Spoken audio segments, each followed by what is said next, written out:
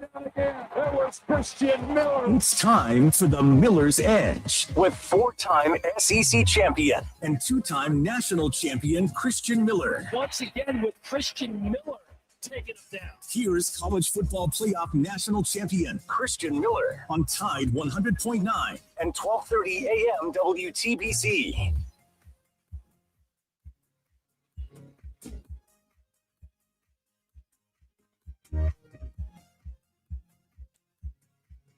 And welcome into this Monday edition of the Miller's Edge, Top 100.9, 1230 WTBC. Hope everybody is doing well. Hope you guys had a great weekend and you're ready to dive into another week full of sports talk here on the show. We got plenty to dive into this week, Chase. We will get to it later on, but I want to mention, it is the Combine week. Combine kicks off this week, and I'm looking forward to it. I always get excited watching it. I mean, as a kid, I grew up watching it.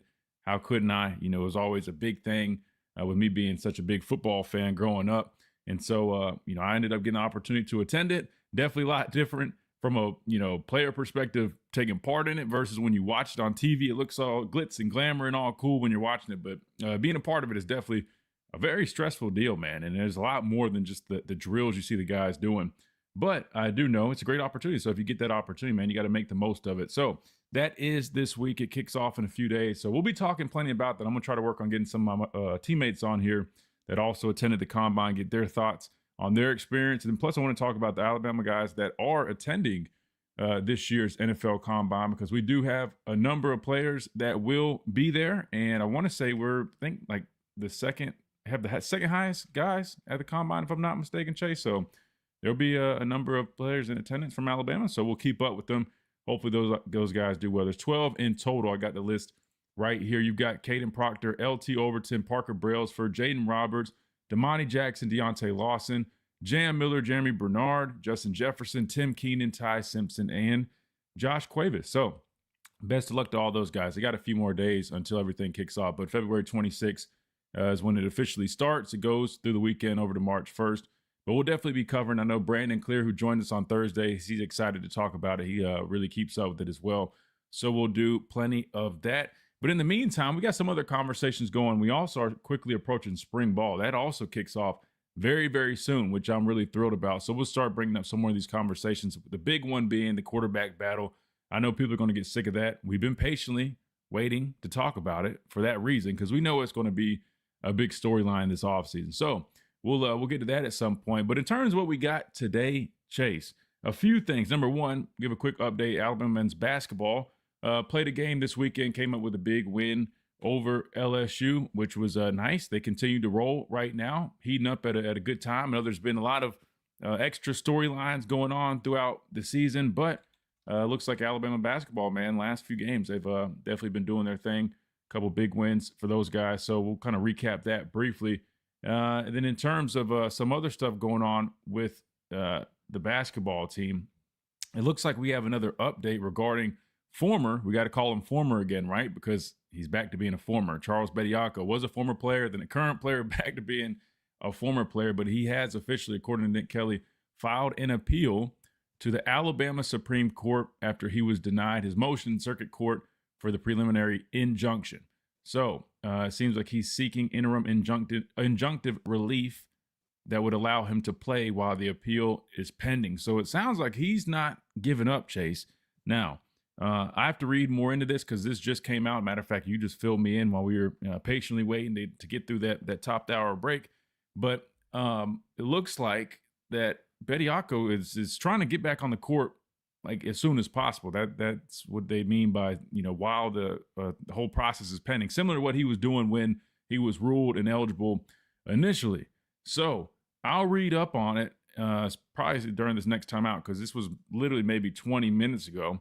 But I do know Thursdays we're joined by Adam Lamparello of Lamparello Law, the official representation of the Miller's Edge, and he can fill us in on all this stuff. So I'll make sure we reach out to Adam. Maybe he'll be in the chat today. If not, we'll definitely talk with him on the stream Thursday and get his thoughts on how this appeal process could play out. The good news is Alabama basketball they've been looking solid. They haven't had Bediako the last few games. I want to say they're still undefeated without him, which, it's a good sign right now. We know that Bediako is definitely a huge help, but I don't know, Chase. The saga continues, I guess. We'll have to see.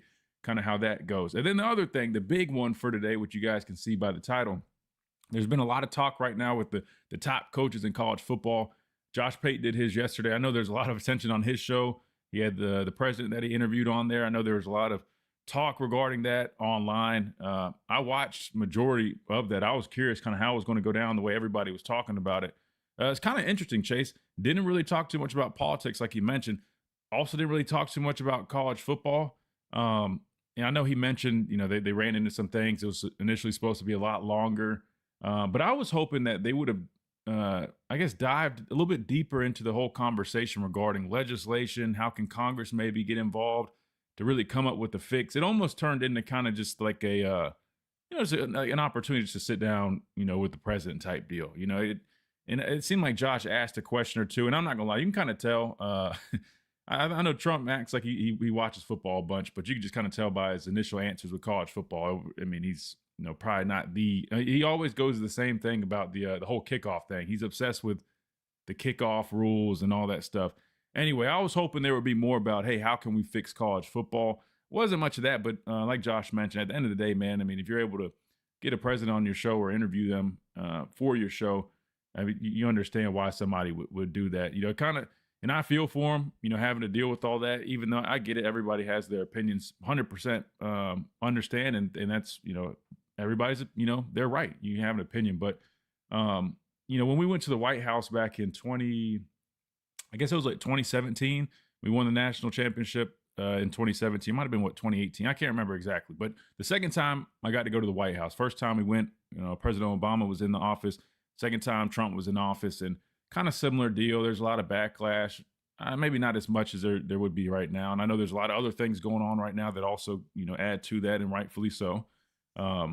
But, you just learn, man, things kind of just, they move on. And hopefully, it didn't seem like Josh was too bothered by it. But I hate that we're in a world where everything just kind of gets spun like that. And I get it, you kind of invite that when you have an interview with somebody like that. But at the end of the day, like he said, man, you're a guy from small town Georgia. You build your own platform and an opportunity to interview a sitting president. I don't know anybody who would necessarily just turn that down. And like you said, it's not like they're pushing any agendas or anything like that.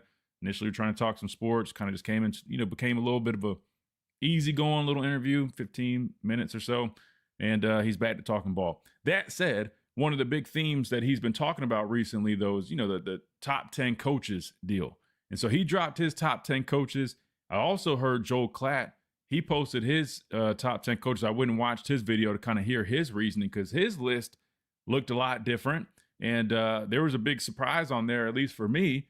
And then I also, when I was looking at these, saw J.D. Pickell. He did his a couple weeks ago. So I had a chance to look at all three of theirs and kind of see kind of what they're thinking, try to, hear their opinions. And I ended up coming up with my top 10 list. So that's what I want to dive into today. I want to talk about the top 10 college football coaches. We're going to, hitch onto this wagon, Chase, that everybody's talking about. And I'm going to give my list. And I think y'all are going to be shocked with one of them, and maybe not so much because of whose list it is. But we'll take a look at some of these other top 10 lists, and then I'll give you my top 10 list. We'll get Chase to chime in on who he thinks. And then I want to get y'all's opinion on it. How do you chime in? Well, you can call in 205-342-9904. That's the easiest way. You just jump on the phone lines. Open today. I don't think we have any guests lined up, so you guys are good to jump on here whenever. And then you always can join the streams, which we always encourage you guys to do. If you want to interact in the chat, you want to watch me do the show, any of these clips that we play, you can watch it as well on the stream, completely free at the Miller's Edge on YouTube. All we ask is you guys hit that like button on your way in.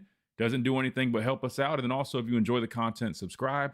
Again, that's completely free. Doesn't charge you, sign you up for anything. It just simply adds you to the list of subscribers that we have. You get notified if you hit that bell when we go live. That way you don't miss a beat.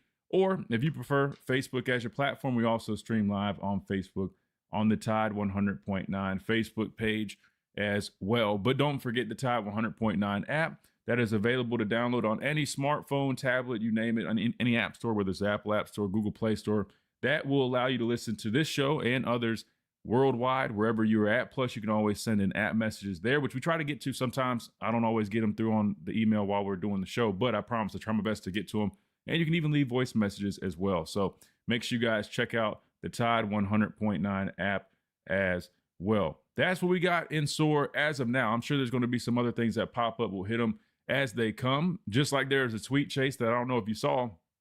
Allegedly, a recruit got busted stealing, I guess, cleats and gloves and basically just the whole dude's locker from Southern Cal. Kind of crazy to think about. But I'll say this, man.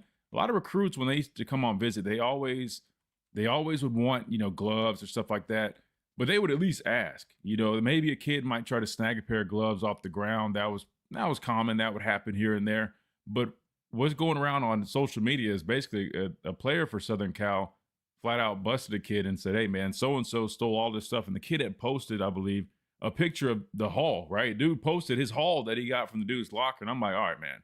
Dude took pretty much everything the dude's locker. All of his cleats, gloves, towels, you name it, which is kind of crazy. So you talk about one way to lose an offer and an opportunity to go play at a school like Southern Cal. Pretty stupid on that kid's part. But I guess you got to live and you learn, man. Some young kids make mistakes. Hopefully he'll learn from it. But not a good look, man. Not a good look, because I'm sure other schools will probably take note of that as well. Last but not least, before we hit this timeout, man, and not to, go to a, I guess, a very sad subject, but I do want to just mention this real quick, man. Rondell Moore, I'm sure you guys have seen it and saw the news, man. He was a NFL player, most recently with the Vikings, man. Very sad tragedy over the weekend. Turns out he ended up taking his life. And I just wanted to bring this up, number one, to pay respects to him and his family and another, fraternity brother from the NFL, but also just remind people, man, everybody's fighting battles, whether you realize it or not. Even the people that smile every day and have, the best energy to them, they've got their own stuff going on that you probably would never know. So I just want to do two things. I want to encourage you guys. Number one, treat everybody with respect, positivity, because you don't know what people have going on behind the scenes. You just never know. And number two, also, if you are in a place where you do need some help, always, always, always reach out, whether that's to a loved one, a friend, a colleague, or even more importantly, a professional, right? Whether that's therapy, there's a lot of hotlines and things. If it is a situation that's a little bit more urgent, but always encourage you guys. Number one, keep going. Number two, always seek help. Hell, I do therapy. It's very helpful. I encourage everybody to do that. There's nothing wrong with that. I know there's a stigma around stuff, but I would just say this. Forget the stigma. What's most important is your health and being the best version of you. So if anybody's out there dealing with anything, anybody's out there with struggling, hell, life is hard. It's very hard. Whether you got millions of dollars in the bank or you don't have a dollar to your name, everybody can relate that this thing that we do called life is hard. And there's going to be moments that you're probably going to be vulnerable. And those are the most important moments that you decide to make that decision to reach out and to seek that help that's out there. And, I know a lot of people feel uncomfortable talking about stuff, but don't. I think the more it becomes a common thing, the more we can help more people before it's, a situation that turns into something like this. So wanted to pay my respects and just bring that up because I felt that was really important. Definitely was on my heart, praying for him and his family, but also, again, just wanted to encourage anybody out there just to reach out and get help because it's out there, whether you think it is or not. And, it definitely can help save some lives. So on that note, we do need to hit a timeout. When we come back, we'll keep on rolling. We got the top 10 coaches list we'll dive into. Want to hear from you. 205-342-9904 is the number. Quick timeout. You're listening to the Miller's Edge, Top 100.9, 1230 WTBC. Don't go anywhere. We'll be right back.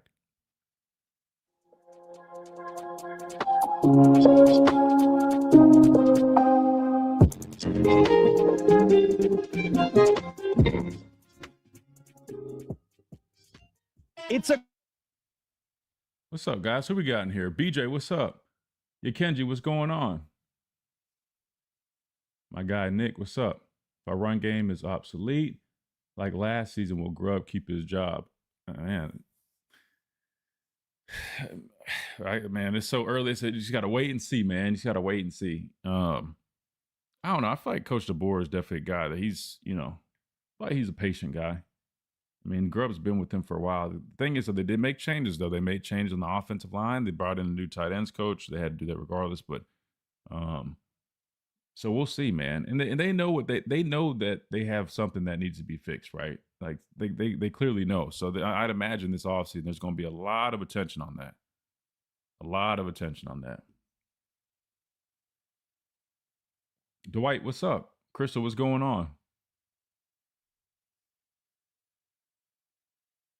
Yeah, it's chilly here too, man. Temps definitely dropped. That's what we get, I guess, for bragging about them last week.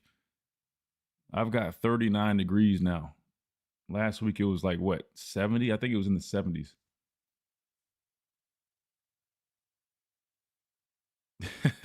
Wait, Jake, are you just guessing or did you already take a look at it?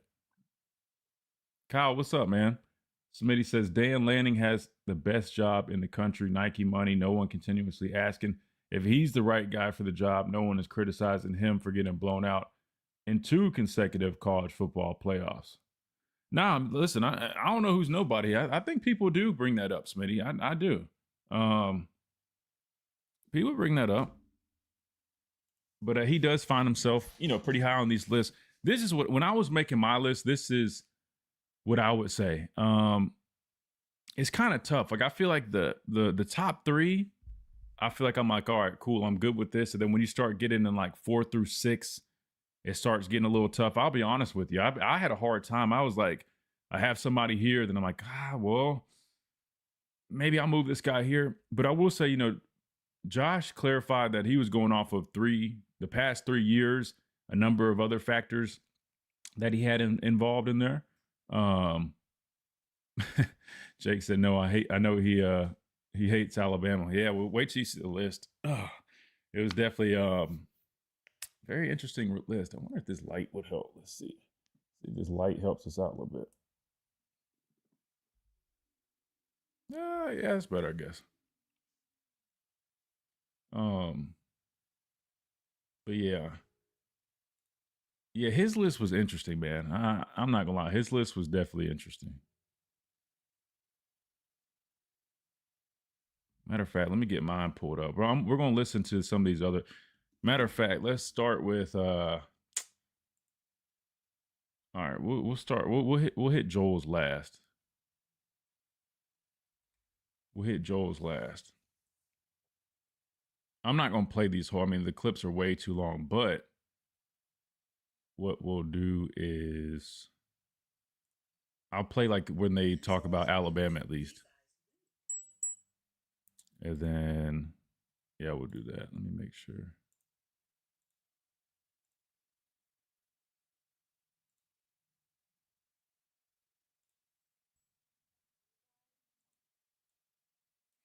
Hopefully we don't have any, I don't want to jinx it. Everything's running smooth, man. But I realized I left my camera on like a whole weekend. Now, granted, it's running on a system, but I'm like, man, hopefully it doesn't, hopefully you don't have no heating issues or nothing. I got the backup ready to roll though, so we're good if anything happens, guys. That's the good news.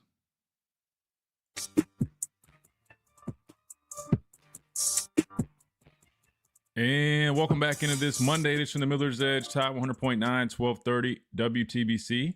All right, so let's go ahead and dive into this whole deal, Chase. So actually, real quick, let me show some love to basketball. I got to stop doing that. 90-83 victory over LSU. Tide moves on to 20-7 overall. Again, they've been rolling. Had a few games now without Mr. Bediako, and things have been looking good. Now LSU had a late push towards the end, trying to make it a little close, but the Tide were able to pull things out. So we'll have to see how they can continue to finish. Hopefully, as strong as they can, get the best seed possible. But definitely has been a very interesting season so far for Nate Oates and his basketball team, and definitely, a lot of other things grabbing some attention with the whole Bediako stuff. But started off the year against some really good teams. Kind of ran into some points where some questions came up, but nonetheless, man, we know this team is very talented. Dealt with a lot of injuries. But it seems like everything's starting to kind of smoothen back out. So hopefully they can continue that trend moving forward. I'll dive into basketball a little bit more, I promise, as we get a little bit closer to March Madness and some of those things. But as of now, we'll kind of keep it brief because you guys know we love football on the show, and that's kind of our bread and butter. Now, in terms of this top 10 list, all right, like I told you guys, I'll get to mine in a minute, but I want you guys to hear from a couple of these other folks out there and what they're thinking regarding their list. So I want to start with Josh Pate's list, and I'll try to pull up maybe just his part where he talks about Alabama. That way we're not listening to these, 20-minute videos. But let me put this on the screen, though, Chase. That way everybody can at least see this for now. I'll just go ahead and spoil the list for Josh Pate, and then we'll go from there. So this is who Josh Pate put on his top 10 college football head coaches list. At number 10, Mike Elko, head coach at Texas A&M, Chase, I like Coach Elko. I think he's done a really nice job since he's been at Texas A&M last season.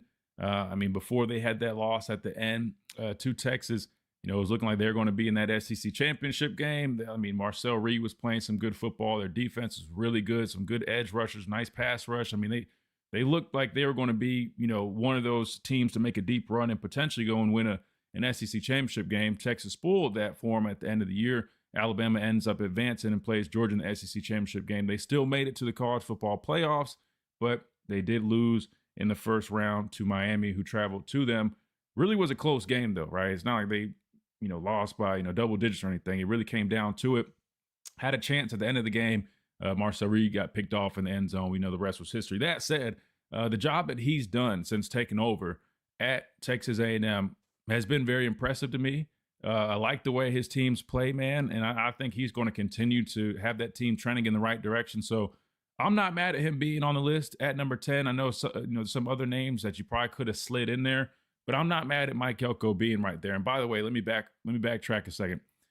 This is the criteria that Pate was going off of with this list. So number one, on-field results, and he's leaning towards, I guess he says, recency bias. And let me backtrack again. This is based off of 3 years, over the last 3 seasons, because I think some people were hearing these lists, or this list at least, and they're thinking, oh, well, they're thinking about the coach over the past 5 years or beyond this, that, and the third. But no, it's about the last 3 years. He kind of focused in on that. Next, talent acquisition and development, culture and organizational strength, and then last, slight predictive element. Kind of just, his feel on where these teams will be in the near future. So that's what he's going off of. Number 10, Mike Elko. Number 9, Mario Cristobal, coming off a national championship appearance, losing to undefeated Indiana. Really solid season for Mario Cristobal. And Cristobal has done a great job turning around a Miami program over the last, several years. Now it's been a little bit, up and down at times, some questionable losses, and definitely some questionable decisions. We all can acknowledge that. But nonetheless, where Miami is trending, it seems like they've kind of got their system in place. They're going to recruit strongly. They're going to develop really well, have some really good trench play on both sides of the football. And then they're going to go to the portal to find them an experienced quarterback to plug and play. And that's kind of their recipe that they've got going on. He coaches hard. They're a physical football team. I'm cool with it. I like Mario Cristobal on the list. And I'll be honest with you, I think he's actually a little bit low for this list, and I'll give you mine a little bit later on. Number 8, you got Steve Sarkisian. Always probably going to find himself on these lists. One could, question, hey, he's close, but he's just not there where a lot of people always have him. They're always predicted to be a top 3 team going into the season, and it seems like they fall short. But nonetheless, he is a really good football coach. Not mad at it. Number 7, we got Alabama's Kalen DeBoer, our own Kalen DeBoer, on this list. If you look at the last 3 years, Chase, going back 3 years, national title appearance, conference championship. I mean, that Washington team, he did a really good job there. And we know the last 2 years, he's been here in Tuscaloosa, right? And we know the first year, 9-3 regular season record. You missed the college football playoffs. You lose in the bowl game to Michigan. It's the first year at your new program taking over for the GOAT, Nick Saban. It is what it is. Last year, definitely saw some improvement. Had a stretch where he had 4 straight ranked wins. I think it was like the first time done in school history or something like that. Make a trip to the SEC championship game, make a trip to the college football playoffs. You win a playoff game. So over the last 3 years, Kalen DeBoer continues to have a solid body of work. There's definitely been some questionable, losses in there. Some moments that weren't the prettiest. The Indiana game, the Georgia game, the Florida State game. Those 3 last year, obviously, definitely kind of maybe raise some eyebrows. So I think 7 right there is a fair spot. If you take the whole picture and you're balancing the good, but then also some of the things that haven't been so good, I'm not too mad at that. I think that's pretty fair. Number 6, he's got Lane Kiffin. This one's a pretty, I guess, questionable name for a lot of people. In my opinion, man, you look at the consistency that Lane had at Ole Miss, going to a program like Ole Miss that, you're not in a recruiting hotbed like he is now at Louisiana State University. But the fact that he could go and have such consistent, strong seasons at Ole Miss, this past one, I know he didn't coach in the playoffs, but what they were able to do, even without him, you got to remember, he still developed the coaches that were coaching, right? Like Charlie Weiss, and those are the guys he brought in. Going off of the criteria that Josh listed, I don't have a problem with Lane right there. I know some people, especially in the responses, weren't too fond of that. But I think Lane's a good coach. I know when you talk about development and kind of culture, sometimes you jump to, him with his, I guess, all the activity he has on Twitter and stuff like that. But nonetheless, if you really dive into it, he's done a nice job over the last few seasons at Ole Miss. And I think the expectation is now that he's at LSU with the resources that he has, the way he just attacked the portal process, that's going to be something that they're really strong. They feel strongly about. They're also going to be able to recruit way better, more than likely, than he was able to do from the high school ranks at Ole Miss. So, I can understand that one for sure. Marcus Freeman, number 5, recent title appearance. People can kind of question. He had a couple losses here and there that weren't great either. But if you look at the way his teams play, Chase, young and up and coming coach, I want to say this is his first head coaching opportunity. I like Marcus Freeman a lot. I really do. And I know a lot of people, typically have him pretty high on their lists. So I'm not mad at it. Again, I think if you stack him up next to Cristobal, it's kind of interesting because their resumes, we'll talk about that in a minute. But, some could argue maybe he needs to be bumped down a little bit.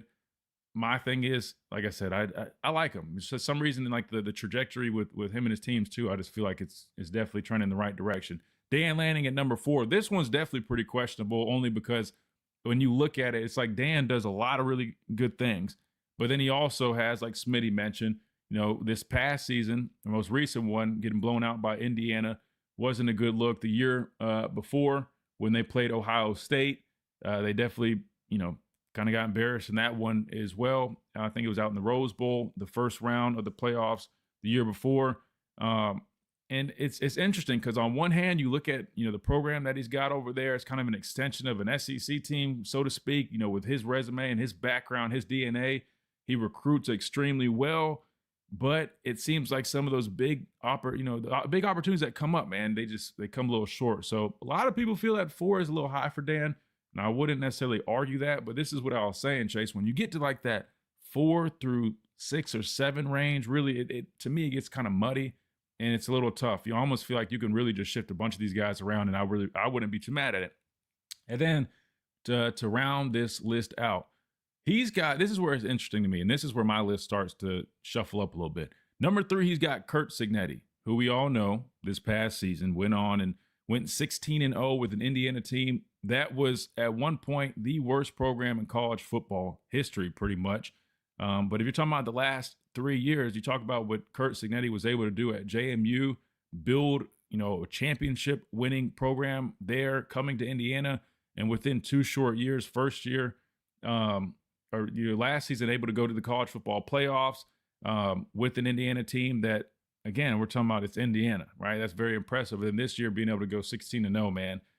I want to say he's back-to-back coach of the year. I feel like he needs to bump up some. And I know it's one of those things where you're like, all right, well, you don't want to fall for the trap of, this year he went 16-0 and we don't want to overdo it.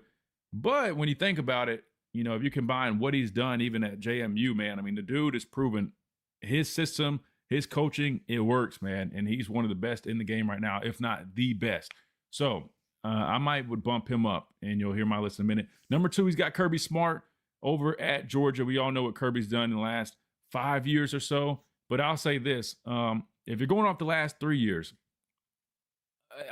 this is where it gets tricky because they have won SEC championships. They have still been the standard for the SEC over the last few seasons or so. But they haven't, been on the national title scene. That was those back-to-back championships that they had in 21 and 22. Since then, I don't think they've technically won a playoff game. So while they've been, really good in terms of, their standard, their culture, all that stuff that they're doing, we know Kirby Smart's great. If you're just going off the last 3 years, I might maybe move Kirby around a little bit. Not much, but maybe just a little bit because I love Kirby. I'm not going to lie. He's one of my favorite coaches out there for a fact. And then at number 1, he has Ryan Day out of Ohio State, which, there's definitely, some, people had some things to say about some of these rankings, Chase. But overall, I'll be honest with you, my list there's a little bit of shuffling going on, but it's not too far off. But I definitely shuffle some things 1 through 3, and then in the middle of it, I shuffle some guys around. But in terms of people that I would add to this list, Chase, there's a couple names that I'll throw out there that I think, could be my honorable mentions. If not, maybe could slide in there at some point. But I think overall for the names that he has on here, I'm not too mad at it. So that was Josh Pate's top 10 list. What we're going to do is we're going to take a timeout. When we come back, I'll play you the snippet of Josh, I guess, explaining why he had Kalen DeBoer at number 7, and then we'll move from there. Plus, we still got to hear from Joel Klatt. I think you guys will get a kick out of his list. And then we got to talk about our personal list here on the Miller's Edge. And of course, I want to get y'all's as well. 205-342-9904. If you don't have a full list, don't worry about it. But if there's any changes that you would make or any shuffling that you would do, I would love to get y'all's opinion on that. Right here on the Miller's Edge, Tide 100.9, 1230 WTBC. We got to hit a quick timeout. Don't go anywhere. We keep on rolling when we come back.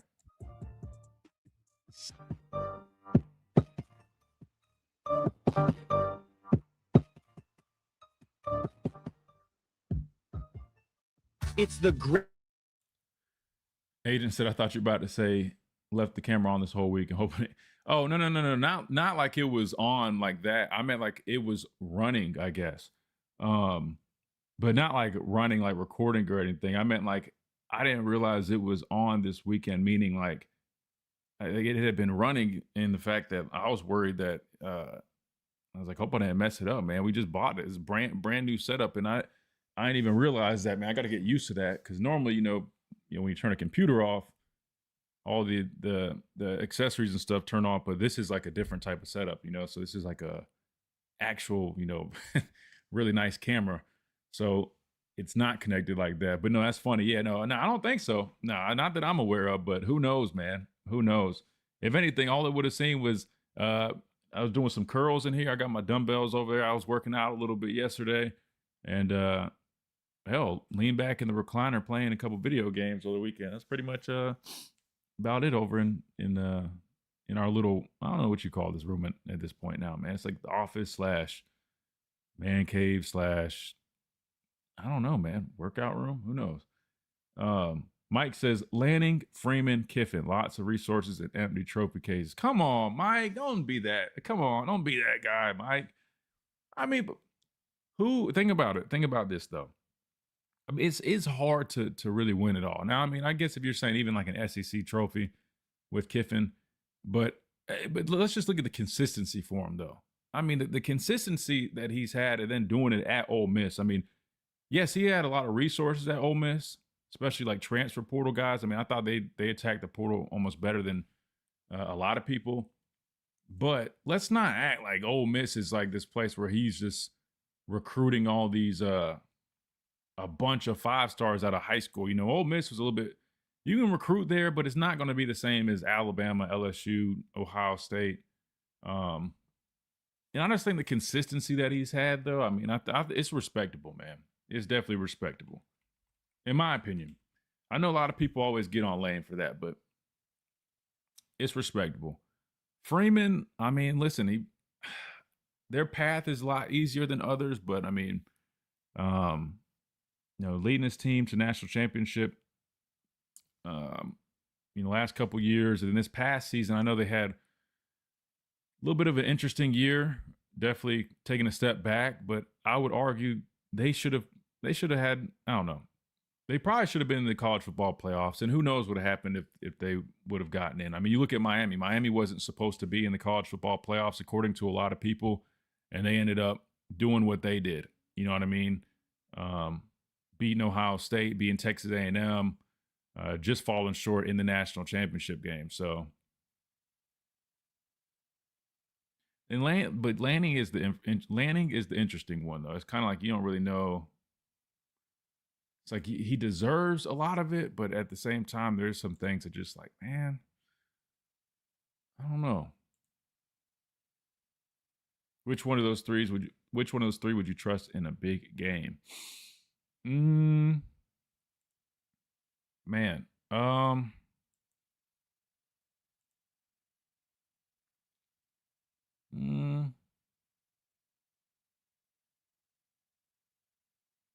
Probably say in a big game, I probably would go Freeman or Kiffin, honestly, over just kind of what we've seen out of Dan the last few years, man. in some of those big games, I would probably say Freeman or Kiffin. You take, yeah. Yeah, I was kind of leaning Freeman. I'm like, I don't know. I mean, I could Kiffin to me. I mean, I feel like trying to think what big games has he had? I feel like most big games, like when they match up with Georgia, who's always a good team, I feel like they always play them. They like barely lose, right? I feel like it's always just like they're right there. So I don't know. That's a good question.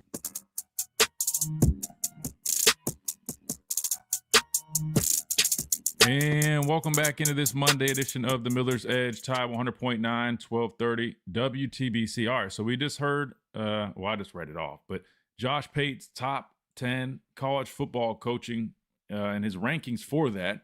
So now let's hear why he made some of the decisions that he made, right? So number 7, he had Kalen DeBoer of Alabama. Let's hear from Josh Pate and why he decided to put Kalen DeBoer at the number 7 spot on his list.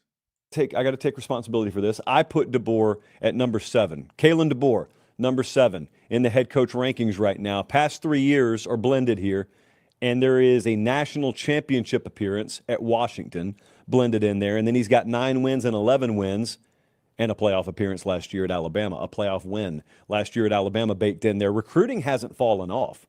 You remember, it feels like a long time ago, it's not that long ago, when DeBoer takes the Alabama job, what's the only thing people screamed? The only thing people screamed was, he doesn't know the South. Are they going to be able to recruit the South? And now, ironically, there's still a lot of critics out there, but none of them question talent acquisition. They're getting really good players. They're averaging top 5 classes there.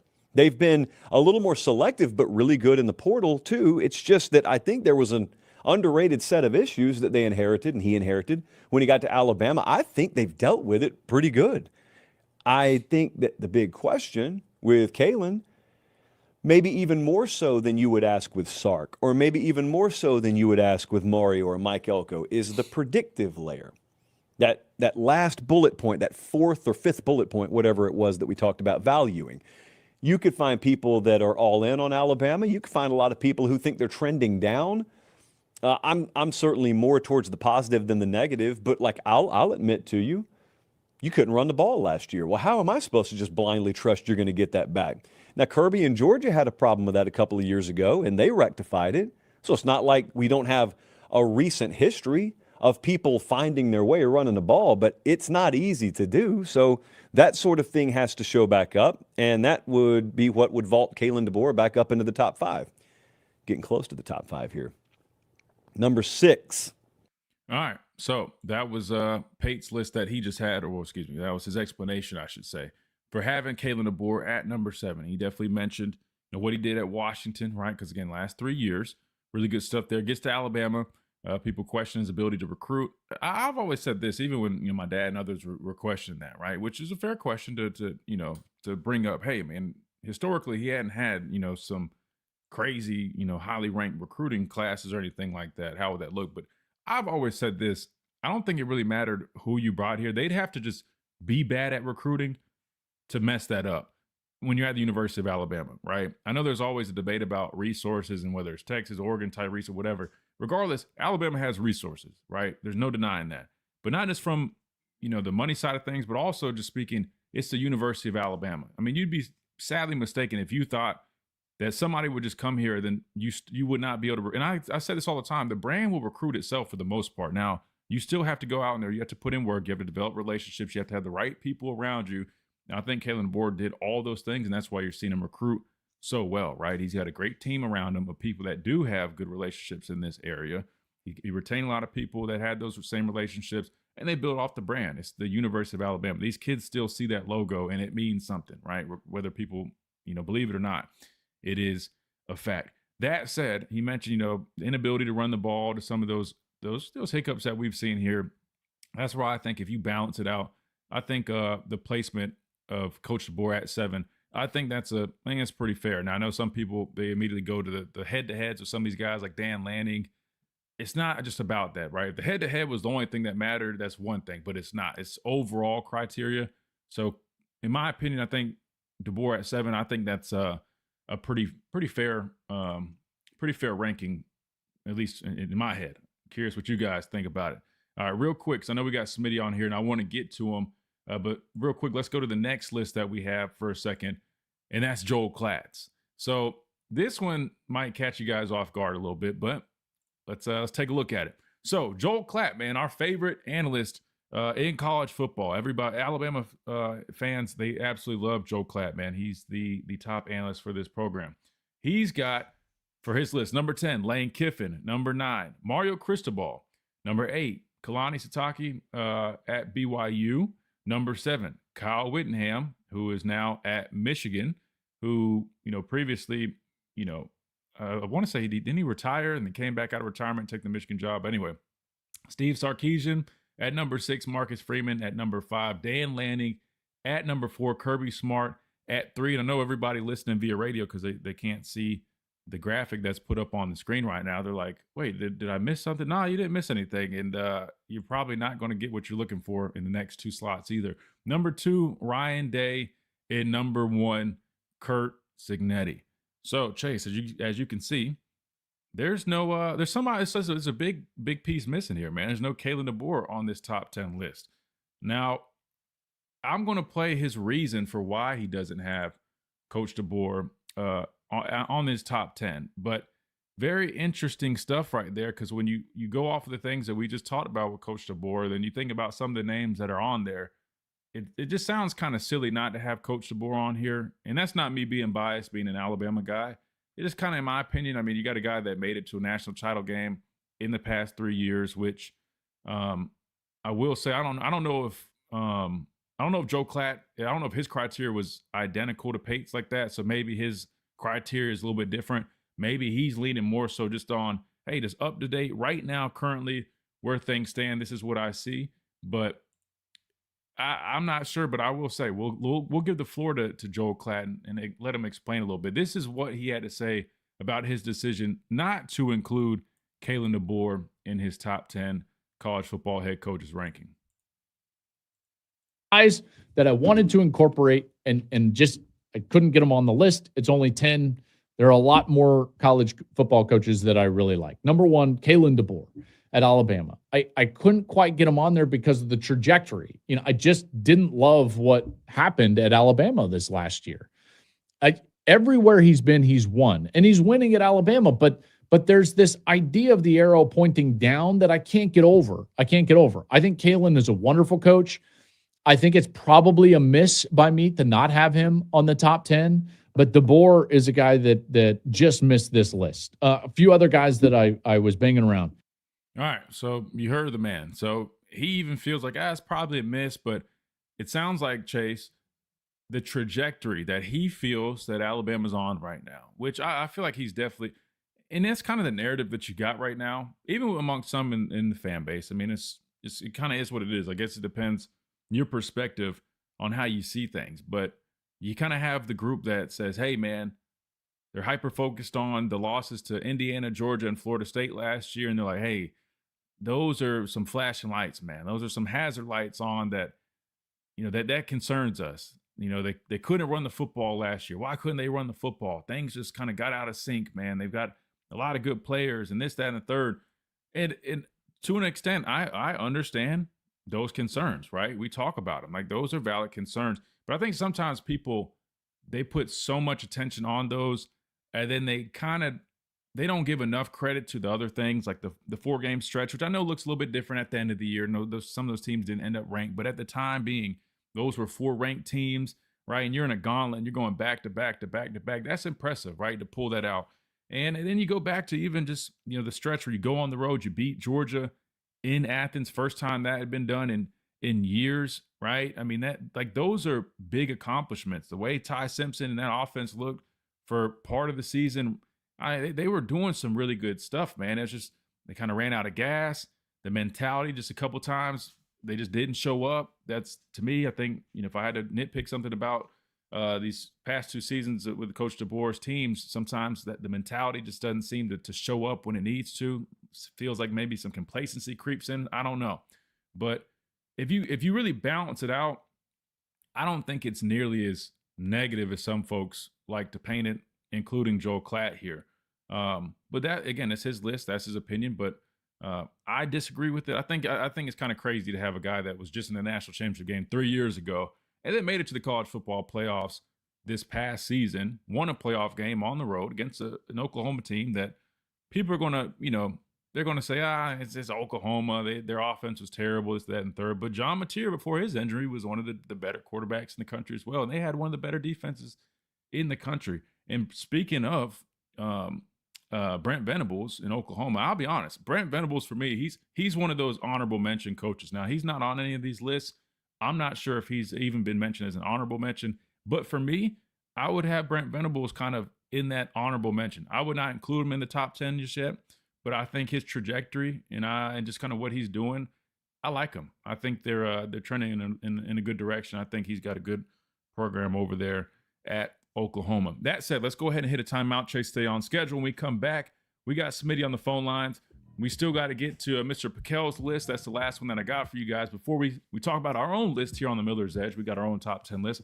Then I want to get y'all's top 10 list or get y'all's corrections or adjustments. Either one is good with me. 205-342-9904. That's the number. I want to hear it from you via the phone lines, or if you guys on the stream, drop it in the comments section, whether on YouTube or Facebook. Again, completely free. You guys can join either one of those. Or if you got that Tide 100.9 app, download that and you can leave it in the comment section / app inbox, and we'll pull it up and read it right here on the Miller's Edge, Tide 100.9, 1230 WTBC. Quick timeout. Don't go anywhere. We'll be right back.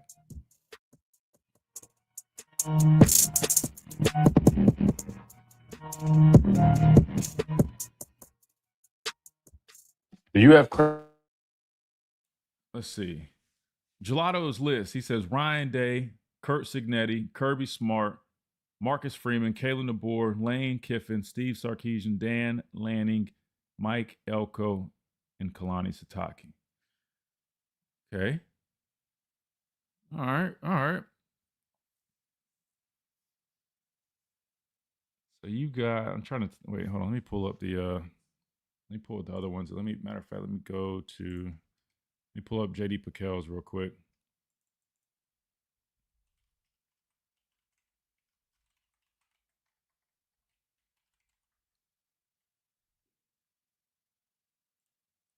Get our last list pulled up real quick. Joel Klatt, Bama hater. He should watch some games next year. I wish somebody could ask him, like, how many games has he actually really watched of Alabama? I know he's watched some, but like, how many has he actually watched?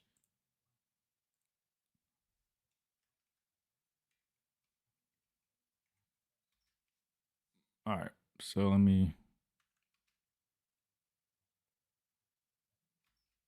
All right, we got JD's pulled up, so we'll hear from him. Then we'll get Smitty. Hey Chase, if you want to tell Smitty, we'll come to him at the top of the hour. I know he's been waiting, but I want to make sure he has plenty of time. If you want to tell him as soon as we get through this last segment real quick, we'll bring him back at the top of the hour and we'll give him as much time as he needs. Yeah, who else you guys got? Let's see, because I see Gelato gave us a list. If you guys don't have a list, don't worry about it. But if there's anybody you change around, let me pull up. Here's Joel Klatt's, just for reference. Or let me pull up Josh's, because Josh's is probably a little bit more. Joel's is a little, because the guy has Bama bias. Wait, who has Bama bias? I need to see what Kiffin can do at LSU. He did well at Ole Miss. I would take Lane over Lanning, Sark, and Freeman, even though I prefer Sark and Freeman personally. This too went. Wait. This fool went by trajectory instead of facts. Yeah, that's why I think Joel's was more trajectory based. That's how it felt, at least. Definitely felt more trajectory based, in my opinion. Let me pull up Josh Pates real quick for you. Yeah, I'm not mad at Gelato's list. I'm trying. Let me see. Let me pull it up to compared to.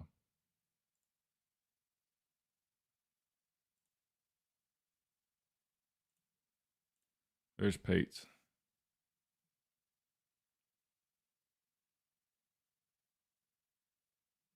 Well, I knew you were missing somebody. So you didn't have Mario in. That's what I was like, man, I feel like somebody's missing on there. You're not a Mario fan, Gelato? QD says the hate on Kiffin, Freeman, and Lanning is unreal by a lot of Bama fans. Bet either of those guys will win big at Bama. I don't know. I mean, I could understand people like when you have Dan Lanning at 4, and you're talking about he's in the company of 3 guys. He's right behind 3 guys that have all won national championships. But then behind him, you got a guy in Marcus Freeman, who's another young up-and-coming guy who has made a national championship game. You've got Kalen DeBoer behind him, also has made it to a national championship game. Yeah, I mean, like, I could understand why people feeling 4 is a little high for Dan Lanning. And welcome back into this Monday edition of the Miller's Edge, Tide 100.9, 1230 WTBC. All right, so let's go to our third list real quick before we, as we approach this top of the hour break. Again, we are breaking down the top 10 college football coaches right now going into this 2026 season. The criteria kind of is a little bit different for each of these gentlemen in their lists. So keep that in mind. But we've heard from Josh Pate. He had Coach DeBoer at number 7. We heard from Joel Klatt. He had Kalen DeBoer unranked. Now let's hear from J.D. Pekelevon 3 and hear where he has head coach Kalen DeBoer right now on his top 10 list of coaches. But let's jump right in, man. Starting at number 10, Alabama's Kalen DeBoer, mentioning the last 3 years. He's got a top 5 win percentage over the last 3 years. He made the college football playoff 2 of the last 3 years. This dude's a couple years removed here from playing for a national championship at Washington. The tough part with Kalen DeBoer is we are so locked into the moment as college football fans, and we look at what he hasn't done at Alabama. Well, he missed the playoff his first year there. Well, they showed up in the Rose Bowl and got absolutely spanked by Indiana.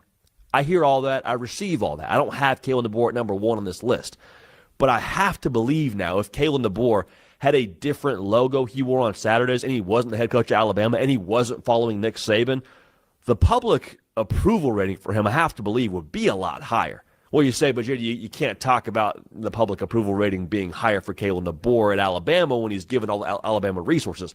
I understand all that, but when you just look at what Kalen DeBoer has done over the course of the last 3 years in college football, I think he stacks up there with the best of them, and the only reason people feel a funny way about him is he's following, again, Nick Saban and coaching that logo that we've accustomed to seeing in national championship games, winning the SEC, and all that in between. So not giving a number 1 nod, but as of right now, I still believe Kalen DeBoer, with making the playoff each of the last, or 2 of the last 3 years, with different teams too, I think he's a top 10 coach in the sport. Feel pretty good about saying that. And So there you have it. So that was J.D. Pekel's ranking and explanation. Coach DeBoer comes in at number 10 on his list. And listen, I think the points he made are fair. Now, I think 10 is, you know, again, everybody's subject to their opinions. I think it's a little low for Coach DeBoer. But his reasoning, though, in terms of why he has Coach DeBoer in the top 10, at least, unlike Joel Klatt, it makes sense. You talk about the Washington National Championship appearance.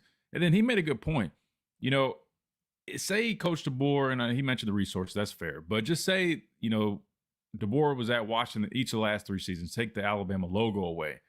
I think he probably would get a little bit more love. But with that Alabama logo and everybody immediately jumping to, you know, the resources here, and then the expectations for Alabama, I think it just makes things even more of a challenge for a guy who is the head coach at the University of Alabama. So that's probably part of it. I would argue, yeah, if you take the Alabama logo away, with what he's done the last 3 years, you probably bump him up easily, you know, 5 through 7 range. But at Alabama, we know those expectations are going to be through the roof, and people are going to judge you according. So that said, those are the 3 lists that I wanted to dive into. Now we'll get into our list, but before we do that, we're going to hit a top of the hour break. We're also going to hear from our guy Smitty on the phone lines. He's been waiting a minute, so I'm gonna let him come on here first. I'll let him even drop his list before we do ours.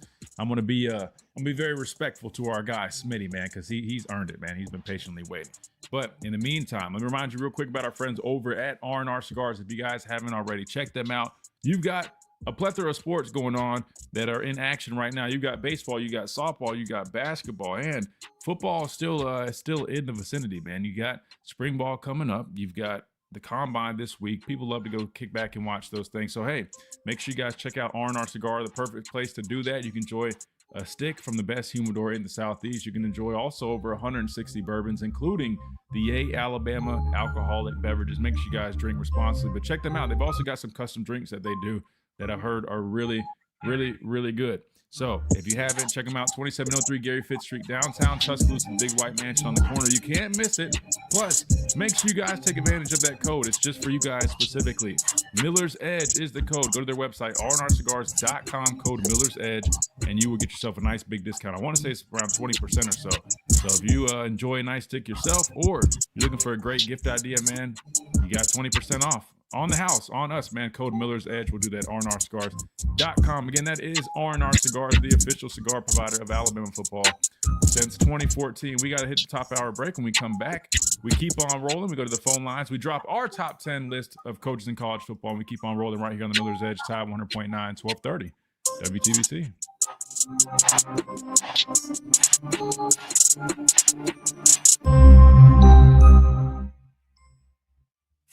WTB. Oh, let's go. We got our guy Adam in here, man. Adam, I don't know if you've heard, but Bediako is appealing the deal, so we might need to get your thoughts on that. We definitely will Thursday for sure. Again, we'll have Adam joining us on the show. But Adam, if you got any initial thoughts on that, let me see if I can pull it up real quick. I know we're talking about top 10 coaches right now, but let me see if I can find this real quick. There we go. Charles Bediako has filed an appeal to the Alabama Supreme Court seeking interim injunctive relief, allowing him to play while the appeal is pending. So Big Bediako is not giving up, man. Currently in Georgia, but mom's in Jersey. Said it's horrible. Oh, man. Hope everything's all right, man. Is it a snowstorm? Or is it just a lot of snow? Is it because I know you guys are kind of used to that. You guys laugh at us down here when we have even like a flurry. So, man, I hope it's good. I didn't realize there's all that going on up there. These guys talking about Bama resource are the same guys talking about our NILs and good enough to compete. Yeah, it is kind of interesting when you kind of think about it, Jake. It's kind of like, two narratives going on. You got one that's always kind of like, oh, Bama's not in the same realm, which is true. I mean, Oregon, Texas, they're probably a little bit above, but Bama's got plenty of resources, man. We definitely do. Definitely got resources, man. I think it's just more so of how we go about it. That's what I was explaining, right? When I put out that little clip that one time. It's more so just kind of how we go about it is the biggest thing. Kirby, Signetti, Day, Lane, and DeBoer, your top 5. So you guys showing some love for Lane, man. I'm surprised. Not surprised because you guys are our listeners. I'm not gonna lie. Our listeners, I feel like, are very fair. There's some people, man, they hear Lane, and like QD was saying, they just bash Lane. I'm like, man, he might not have won, anything huge right now, but I think the consistency is there. I mean, you look at Ryan Day. I mean, he was kind of in a similar spot at Ohio State. People were very critical of him not winning it all, but he was very consistent. He was right there. And I think if you're a coach and you're consistently in that realm, it's only a matter of time almost, right? I mean, again, the Ole Miss team from this past season, man, I think it just proves it. And I think if you look at what he can do at LSU, he's going to have a chance. He should still be right in that realm. He's got Charlie Weiss still with him. He's got a lot of guys that he brought over from Ole Miss, so it's going to be interesting, man. Cutie says I'm over the Bediako thing. I'm just like, man, we're playing pretty good basketball, man. Like, come on, Bediako at this point, brother. Like, come on, man. Like, come on, man. Let's do our thing.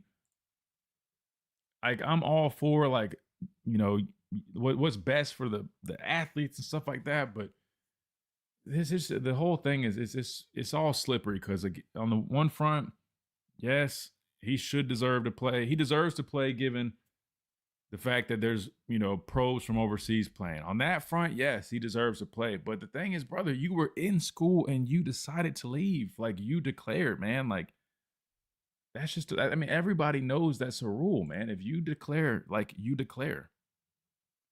Like, that's my only thing. If he never declared, I wouldn't have this stance. But my thing is, brother, you declared. You came to school first, then declared. Like, that's what makes it totally different. That's the only thing that's different, and that's the biggest reason why they didn't want to give him the injunction.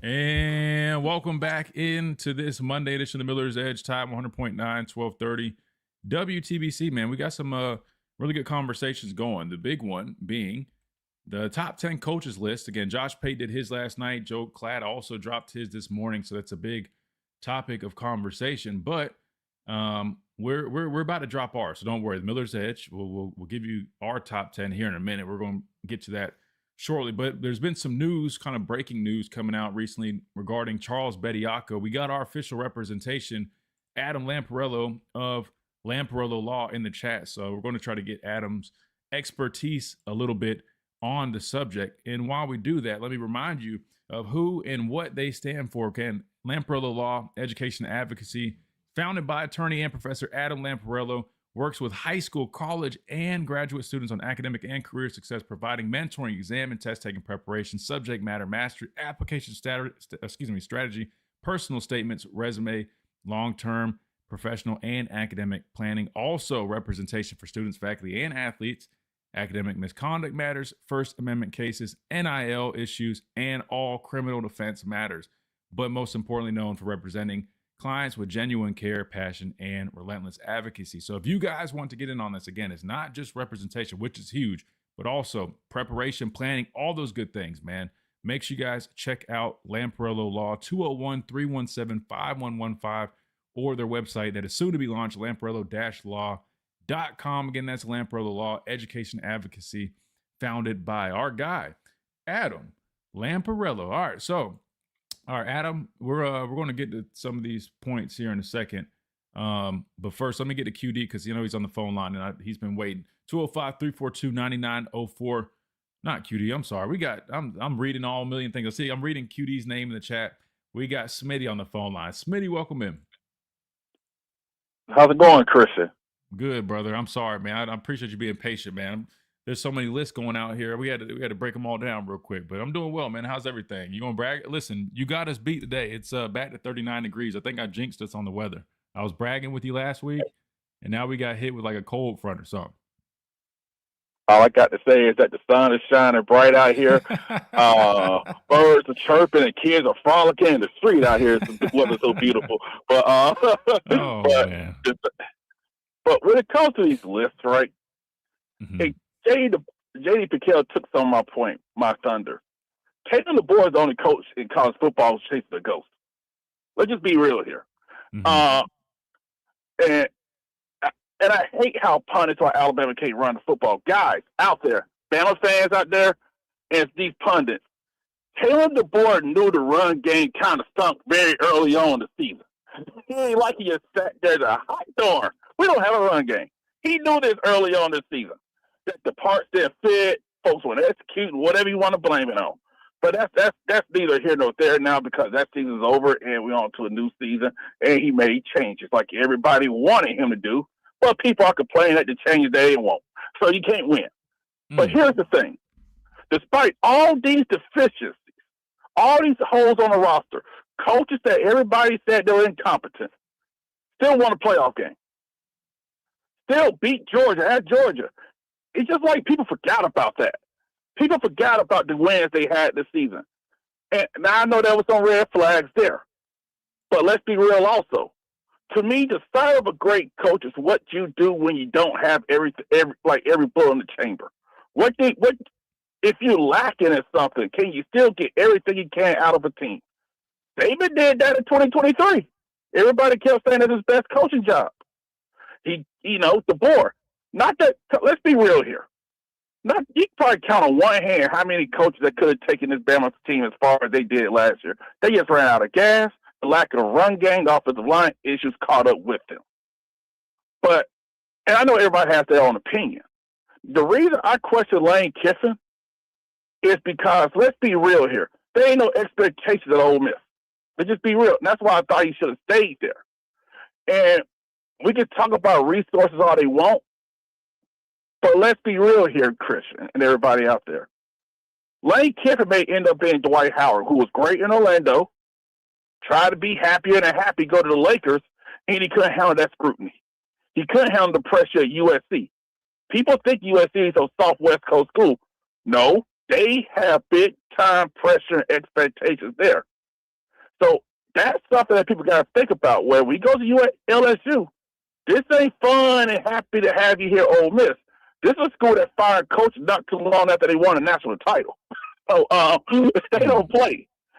And like with Dan Lanning, okay, I know he cusses people out and give like fun halftime and pregame speeches, but he benefited from a great draw this year. Played James Madison, played Texas Tech, who didn't have a quarterback. And speaking of Alabama run game, right? BYU, Clatt loves them. They couldn't throw the football because I made so much money betting against them against Texas Tech twice. You know, so what I'm saying is that he is chasing a ghost. And I would have him at 5 because people like DeKal's the only one that brought up him making a national title game. People are like, we just forgot he beat Georgia twice at Kirby. Something Sark couldn't do, something Lane Kiffin hasn't done yet. Pete Golden beat Georgia, not Lane Kiffin. So I just look at like he has the expectations that most of these other coaches don't have. He's chasing a ghost, Christian. And I think in some cases, it's not even us Bama people. It's a lot of national people. They keep asking everybody to come on the show. He's the right guy for the job. I'm like, at the end of the day, they're saying no one's good enough. And I thought the job he did last year, it may not have been a result we wanted. It may not look the way we wanted it. But with all that being said, not that many coaches could have done what he did with the deficiencies in the coaches. And I'll say this one last thing. Remember, people, he had to hire Coach Cap out the blue because Huff went to the NFL. And y'all notice he ain't trying to go back and deal with this mess called college football, you know. So he had to find somebody. It didn't work. He hired new coaches, revamped the offensive line. Will it work? I don't know, but I give him credit for trying.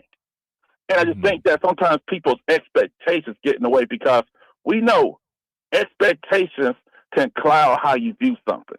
And I'll shut up and let you talk because it is your show. No. I've talked plenty. No. I've talked plenty. I want to hear from you guys. I like getting y'all's perspective. No. Here, I'll play devil's advocate a little bit for fun though, because I get everything you're saying, and I agree. You know, I do think that in some situations he doesn't give enough credit. They don't give enough credit to Kalen DeBoer for the good, right? Like you mentioned, the national championship game appearance. Second year at Alabama, following Coach Saban, being able to take this team to an SEC championship game. We know the result of it. I was, upset with how the game went. Trust me, it was not a good showing for us, right? Same thing with Indiana. But the fact that in this conference, which from top to bottom is the most stacked conference in college football, to make it to the SEC championship game, that's a big accomplishment, doing that in year 2, regardless of the result, right? You get way more points if it's more competitive or you win the game, but still, you still get some type of points. I think that's the thing. Some people don't give them any points at all. So that's that. But then when you said there's not many coaches that could probably do what he did at Alabama, let me just ask you about some of the guys on this list. I mean, would you say Ryan Day could do what he's done here at Alabama in 2 years?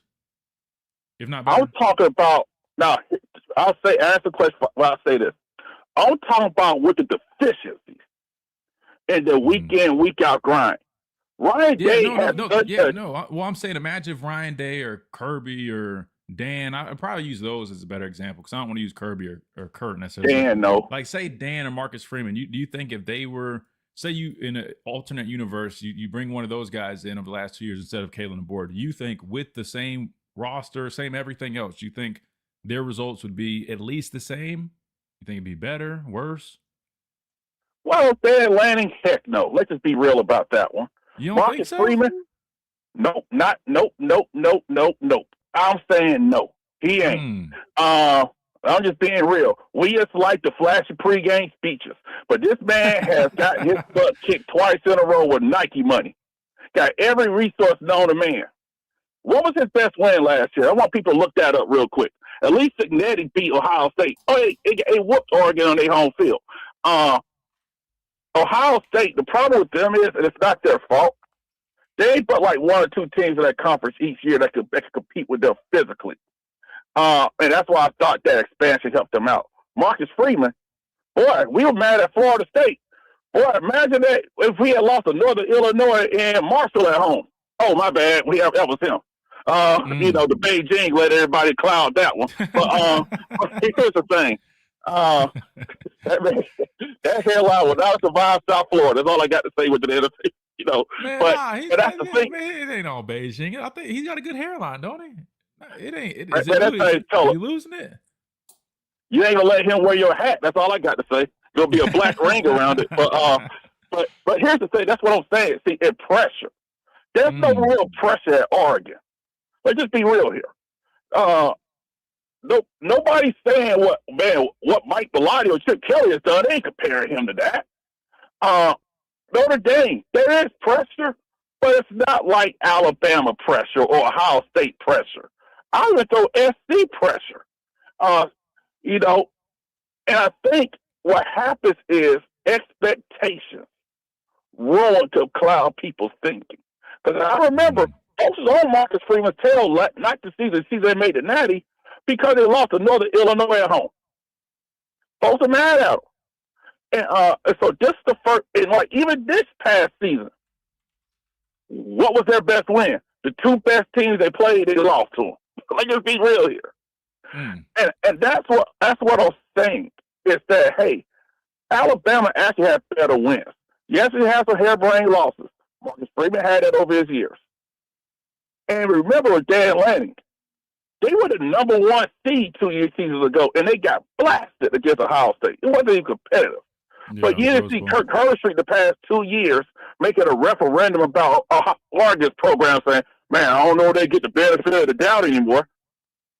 It's just Alabama is held to a different standard, not just by the fans, but by the media. And I think that hurts DeBoer as well. Because let's be real, no one's ever going to compare to Saban. No one's even, even at Saban's end, he wasn't coaching the same college football.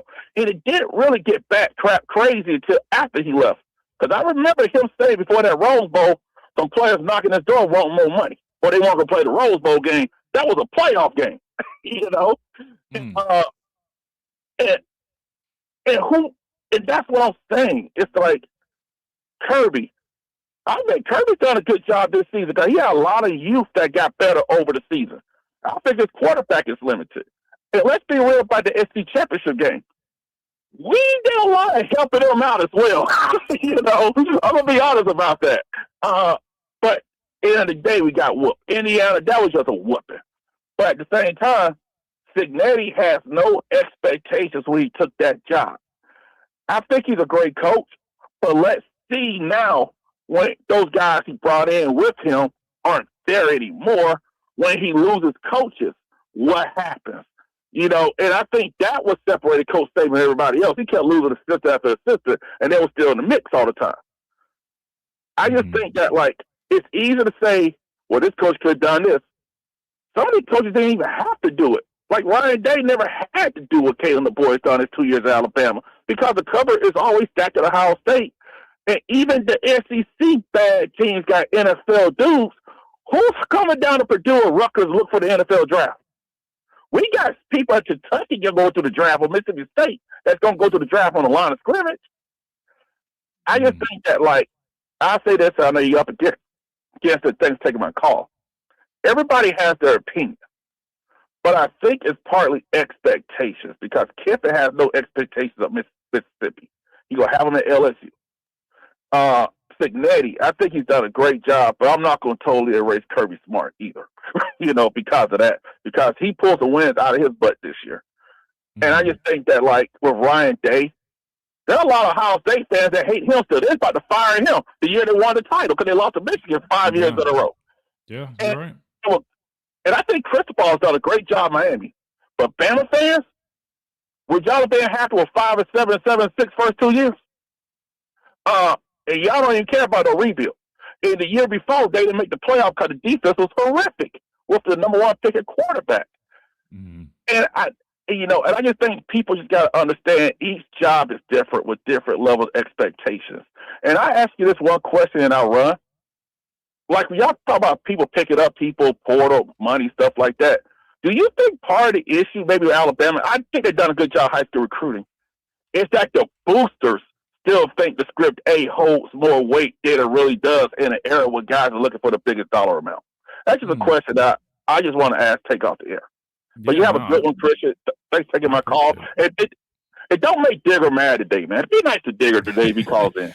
Hey, listen, I'm always nice to Digger. It's you guys, the other listeners. They not you, but they don't. They get mad at Digger, and they hold him to that fire. But no, I don't think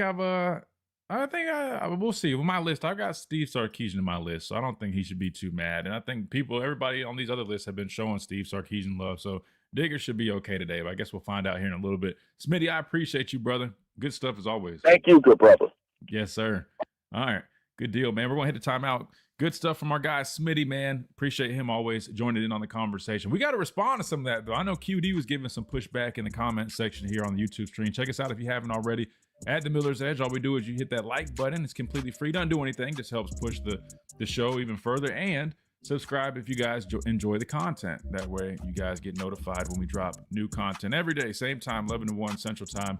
We are live on Tide 100.9, 1230 WTBC, and right here on the streams as well. We got to hit a timeout. We come back. We keep on rolling, talking top 10 college football coaches. Plus, we got Mr. Lamparello himself in the chat. So we'll hear what he has to say about this whole Bediako update from his legal perspective. We'll do that when we come back right here on the Miller's Edge, Tide 100.9, 1230 WTBC.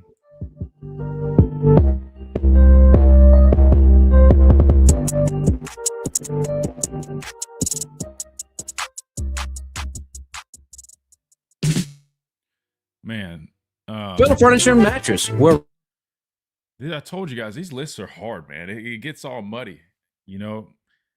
Cutie makes a good point, though, because from Smitty's perspective, you know, you look at Oregon and Dan Lanning and some of the losses that they've had, but I'll pull this up. So in 2024, Oregon was undefeated in the regular season, right? Now, we do know they did play Ohio State in the Rose Bowl, first round. They had the bye. That first round, they had the bye. Then they ended up playing Ohio State in the quarterfinals. Got beat down pretty bad, 41-21. It was a rough game for those guys. But, you know, listen, it's hard to beat a team twice. Similar deal to us. We beat Georgia in the regular season on the road. And then next time around in the conference championship game, we saw what happened. Not making an excuse, but, you know, it is what it is. But still, I mean, that's very impressive. Remember, this is a young head coach, by the way. He hadn't been, you know, head coach for very long, but you just see kind of his body of work, even going back to 2023. He did lose to Coach DeBoer in a really close one. Lost to Coach DeBoer twice that season. Another close one as well, 36-33 the first time around, 34-31 the next time around. Then just fast forward to 2025. They lose in the regular season to Indiana, and then ultimately lose to Indiana again. So depending on the perspective that you have, you know, I get it. You know, you see Dan Lanning at 4, and it's like, man, he's so high. But, you know, he's lost to DeBoer twice in the season in 23. He lost to Ohio State twice. Now that I think about it, he lost to Washington twice. He loses to the same teams twice. That is kind of weird if you think about it. 2025, he lost to Indiana twice. 2024, well, no, it was once. I'm sorry. He lost to Ohio. Yeah, okay, yeah. He played them twice, excuse me, then lost once. And then in 23, he lost twice. But you guys get what I was going for. But nonetheless, man, I mean, you got to give credit where it's due. So I think people that kind of sleep on him, I don't think that's the right move. If you want to argue 4, you feel like it's high, I just wonder who you would put at 4 if you didn't have him there. And that's why I said I think 1 through 3, the order might look different, sure. But we can all agree those are the top 3 coaches currently. If you go off of the top coaches in the last 3 years, trending, all that good stuff, I think that's fair. I'll get to my list here when we come back in a second, but I'm not going to lie. I'm not 100% set on everything with mine because the more I keep thinking about it, I'm like, well, maybe I could move this guy here, but I'll just give you guys what I have. And then y'all want to give me pushback, go for it, please. We'll would gladly welcome that. I know we got some app messages, so let me pull up our email and see what the listeners on the radio side of things have to say. Let's see. All right. Yeah, we got a couple app messages here that we'll hit. Adam says, I think the more important question is who are the best offensive and defensive coordinators? And that's a whole nother conversation. We could try to hit that tomorrow or something like that.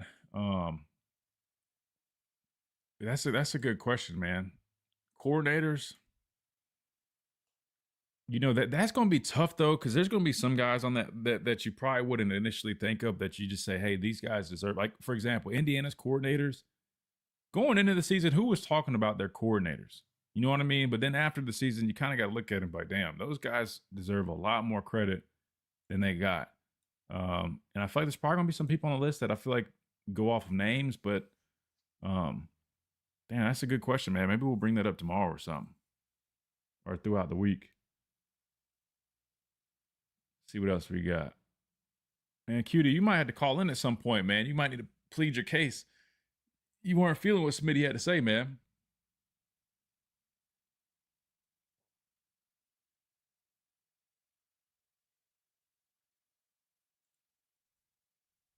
Let's see. Georgia and Indiana are two losses that really concern me. See, even with the the perspective on DeBoer, if you focus on all the good stuff, I mean, without a doubt, the head-to-heads he's had against really good teams / coaches, what he did in year 2, at least the destination, getting to the SEC championship game, getting to second round of the playoffs. I mean, all really positive stuff. You look at how some of the games went. Really, I mean, I think what happens is people look at the very first game. You started the year the way you did against Florida State. SEC championship game, was what it was. Then Indiana, but you put all those together. I think that's just kind of what's dragging his, I guess his, what do you call it? I don't know his, not reputation, but you get what I'm saying. His body work. I think that kind of puts a little bit of a stain on it for some people. Mario Cristobal should be number 2. I don't know if I could put him at 2, Ramon, but I will say this. I do think he's too low on a lot of these lists. I can't remember where JD had him, but I think he should be bumped up a little bit. But when you talk about whole body of work, though, Mario does have a few losses and whatnot that also haven't been great or favorable. And welcome back into this Monday edition of the Miller's Edge, Top 100.9, 1230 WTBC. We're talking top 10 college football coaches right now. And we're going to lean towards the criteria that both Josh Pate and J.D. Piquel had used last 3 years, kind of total body of work, not just, matter of fact, Josh, this is right here. Let me just read it. Last 3 years, on-field results, talent acquisition plus development, culture and organizational strength, right? So you got to remember, they're including a number of these details in there, not just what coaches did against other coaches or head-to-heads or this, that, and the third. It's a whole body of work, and then also a little bit of a predictive element, right? So that's an important one too. So they're also kind of foreshadowing on how you feel these coaches in their respective programs will do moving forward. So for me, Chase, I guess I'll drop my list real quick. I'll give you the floor real quick. Do you have any, changes, or do you have a list or kind of anything that you want to add to this real quick before I drop mine? I know we've kind of thrown out like 3 different lists, but was there anybody on there that you felt was too high, too low? What do you feel about where Kalen was on Josh's list at number 7, unranked on Joel Klatt, at the number 10 on J.D. Piquel's? I'm not shocked with Joel Klatt when it came to the Kalen DeBoer. His reasoning, I kind of scratched my head out a little bit. I feel like if you put anybody in that position, following one of the greatest of all time to coach a football team, you're going to face some pushback. I just feel like what he's had to deal with, what he's had to change, some players leaving that was under the Saban system, some players staying, trying to adjust to Kalen's system. That's a lot of turmoil. That's a lot of adjustment. And then to do it in the first year and the amount of scrutiny he received, I think that was uncalled for. And then last year, I think some of it was warranted. Some of the mistakes you saw in some of the games, like lackluster on defense and on offense, special teams was kind of questionable. So I get it. Like we looking at Josh Pate right now, and you gave some great reasons. Like for example, Mike Elko for what he took over when Kevin Sumler was there at that time and how that was going to put at a program where they are to reach the playoffs last year is pretty phenomenal. Mario Cristobal was a little interesting to me. I agree with you 100%. I think some of the questionable decision makings, but he did make it to the national championship with Carson Beck, so I can't ignore that. I think the one that I'm scratching my head a little bit is the 2 through 4. I think Dan Lanning, he's done what he's had to do at Oregon, but I feel like being in front of like Lane Kiffin, I think that's a little questionable for me because Lane has won wherever he's been at. He's changed the culture. He's been able to adapt quickly, especially with the publicity he does bring upon himself, but he switches it with I can win and do what I can. I can do what I want and win too. So you want me to do what I can and lose or do what I can and win? So which one would you want? So I think kind of landed. I think with Lane being at LSU, I think it's definitely his rank will go up a little higher. I think you'll see a different Lane. Now the theatrics won't change. That's just who he is. But I think schematically, what he did at Ole Miss, I think definitely is going to be missed. Now, Pete Golding's a very, very great coach. And what he did against Georgia wasn't a fluke. That's just who he is, and he's very good defensively. But the offensive side of it, I think that's going to be the question mark and why Lane is going to be, well, what if Lane would have stayed? So I'm fine with Josh Pate's list. I didn't really see any problems. But the 2 through 4, I'm kind of scratching my head a little bit, especially with Kirk Cignetti. He did win last year. All props to it. It's hard to go 16-0, especially bring a program that barely could win 3 games in a row the past 10 years. But I have to see more of that because college football is so weird. We could see Northwestern reach the college football playoffs this season just because of the weirdness of it and players leaving, players coming. NIL is out of mind right now. So, yeah, that's my thoughts just on Josh Pate's list. No, that's fair. You had some interesting ones, interesting comments on there, Chase. I'm not gonna lie, but I'll definitely offer mine. I'll let you respond to mine here in a second. But let me preface by saying this. Oh, well, actually, we'll do this because we're already due for a break, and I don't want to go over because it's going to take me a second to read mine. So we heard Chase's list. And then we're going to hit this timeout when we come back. You'll hear my list. But I'm gonna be straight up with you guys, man. I'm still not like mine. It's like a little fluid right now. So maybe you guys can convince me a little otherwise. But you'll tell me, I guess, when we come back after this quick timeout right here on the Miller's Edge. When we come back, I will give you guys my top 10 list on the current college football coaches and kind of a blend of what we just heard from their criteria. So we'll do that after this quick timeout. Plus, we'll go back and read what Adam had to say regarding that Bediako situation because I know you guys are definitely interested in hearing what the outlook is on that. Well, we've got Adam Lamparello of Lamparello Law here, and he'll give us his thoughts when we come back as well. Right here on the Miller's Edge, Tide 100.9, 1230, WTBC.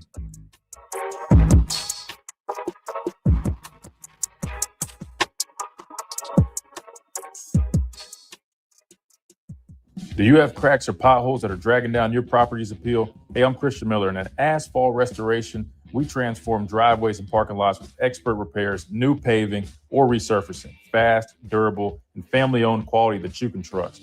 Don't let small issues turn into big expenses. Call 205-39. Asphalt Restoration. Shout out to our guys, man. Mason says Lane Kiffin is highly overrated. Is also the only one on the list that does not have a playoff appearance. Well, that's not true because he took Ole Miss to the playoffs last year. Now, if you want to say that he wasn't the current coach, but no, they were going to make the playoffs whether he took the job or not. So that's not necessarily true. I guess technically did he coach the game? No, but I think that's just you kind of being a little bitter towards Lane Kiffin. Honestly, if I'm just being honest with you, man. I mean, I don't understand why Lane gets so much hate. I'm not saying, if someone thinks he's overrated, that's totally their opinion. But when people make it seem like he's not a good football coach, I highly disagree. Maybe I'm a little, I wouldn't even call it bias. I mean, he was my offensive coordinator for several years. I've been around him a lot. I know how smart he is as a coach. I see what he's done. I mean, at a place like Ole Miss, I just look at the consistency that they've had. I know people talk about resources. I mean, they definitely put a lot into their NIL, but the reality was he didn't have the same. I mean, the recruiting from the high school level at Ole Miss is a lot different. He didn't have, the same luxuries as some of these other schools. And for him to adapt with the transfer portal and really crush it there and bring in a number of guys, he hired Pete Golding. Their defense, 1 year was number one defense or up there. A couple years ago. Charlie Weiss, who was like his apprentice, was literally just a young kid on staff here. It was like a little GA/analyst, and now he's one of the most popular names for an offensive coordinator, and is also getting looked at by NFL teams. I mean, he's a hot name right now in the coaching ranks. That's all Lane Kiffin. So I got to disagree with you on that one, man. I mean, I respect your opinion, but I think he hasn't been the college football playoffs. Well, he would have last year, right? He took a job at LSU, but I think his body of work, he's definitely deserving to be a top 10 coach without a doubt. Kiffin's a brilliant offensive mind. No, he really is, man. He really is. I mean, just being around him he was here in 14, 15, and then I think I was with him 3 years, because 16 was when we played Clemson again, and unfortunately he had took that head coach job, and Coach Saban basically just told him I don't think he was balancing his jobs very well. Lane gets a hate from Bama fans because they know that there are a good number of Bama fans that wanted him over DeBoer. Maybe that's why. I don't know. Why do Bama fans have so much beef with Lane? I mean, if anything, hell, I should have beef with him because he didn't coach us in that national championship game, and unfortunately we fell short. But it wasn't even really on the coordinator. Steve Sarkisian actually did a damn good job stepping in for the short amount of time he had been with us, and given the things that he had been working with. But defensively, we played so many snaps.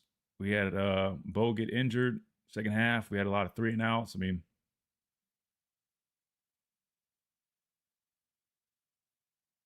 Lane Kiffin had 10 consecutive wins at Ole Miss because of Pete Golding. Before him, he only had 110. Can't win big games, period. Even lost to awful Kentucky. I mean, like I said, to each his own, but I mean, we got to be careful playing that game, because then, what if somebody said that about Coach DeBoer? I mean, he lost to Vanderbilt. He got beat pretty bad by a Florida State team that ended up not being a good football team. They had good players, but they weren't a very good football team. And then we got beat pretty bad in embarrassing fashion a couple other times. So, I mean, I'd be careful playing that game, man. I'd be careful casting stones in a glass house. But I respect your opinion, man. That's your opinion. I respectfully disagree, man. I think people try to mock and bash Lane, and I don't really see what's funny, man. Dude's a good football coach. I mean, he's won as offensive coordinator. So it's no different than Pete Golding. People used to laugh and mock Pete Golding when they used to call this show, and I used to just think it was the craziest thing, because he was one of Coach Saban's favorite coaches. Coach Saban loved Pete Golding. And now look what Pete's doing. I try telling people, I mean, Pete's always been a good coach. And welcome back into this Monday edition of the Miller's Edge, Tide 100.9, 1230 WTBC. We're breaking down the top 10 college football coaches right now. We've heard a number of lists, so now let's basically just talk about our lists here. Now, again, my list, I kind of threw it together this morning, so I'm sure there's going to be some pushback, but we welcome it. 205-342-9904. Let me count. Let me make sure do I have 9 or 10 guys on here? 1, 2, 3, 4, 5, 6, 7, 8, 9, 10. All right, we got 10. So let's rock and roll. And I'm just going to tell you guys, it's not too far off from what Pate had, just some shuffling. So it's nothing crazy, really. But with number 10, I was split on this, Chase. I like Mike Elko, the job that he did. I mean, you had Jimbo there. They bought him out.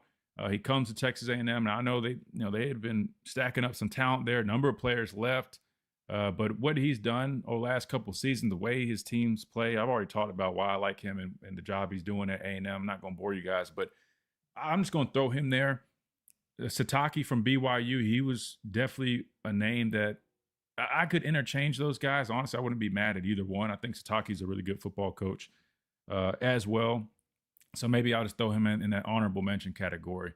But for me, those two were definitely close. For number 9, now I told you guys, this is where it gets a little muddy here. I'm putting Steve Sarkisian at number 9 on my list. Like I said, it's going to be similar to Pate's, but for me, Steve Sarkisian is a really good coach. I want to be clear. This is not necessarily, I don't want people to think I'm like hating on him, putting him at 9, but I just feel like, he's got a lot of great resources at Texas. They recruit really well. Roster's always been very solid. He's a great coach himself, a really strong offensive-minded guy. They play with some great defense. They're typically a physical football team. I like those things. The recipe is there for Steve Sarkisian. He's had success too. Just a couple years ago, he was damn near, he's always almost there. He's on the cusp, right? But that's my thing, though. It's like it's always really close. But then I feel like they always kind of let you down almost. You know what I mean? Like you talk about Lane Kiffin, expectations aren't necessarily there. I could argue that I should probably put Sarkisian above Lane Kiffin, but at the same time, they're kind of, that's what I'm saying. These lists are so hard to do, and it depends on the perspective that you look at it. But I just look at everything that Steve has had to work with at Texas, and I just feel like they probably should have had a little bit more success at this point. Not saying they haven't had any, but I just, to me, I had them at number 9 on my list. All right, for number 8, this is where it got a little tricky for me, guys. For number 8, I had Lane Kiffin here. To me, I know some people have Lane a little bit higher. If you're looking at trajectory, I think Lane's going to do really good at LSU. Other people are a little unsure of it. I think he's going to do well there. But Lane had to be in my top 10, and I think 8 is a fair number for him right there.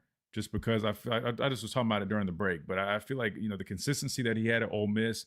All the things that he's brought with him, Charlie Weiss bringing him up, he brings Pete Golden along to Ole Miss, and what he was able to build over there, really utilized the portal as a strength, brought in some really good players, and they've done some really impressive things over there at that program, and just his ability to be consistent, man, and to build these programs up, I think it's impressive. So I had Lane Kiffin at number 8.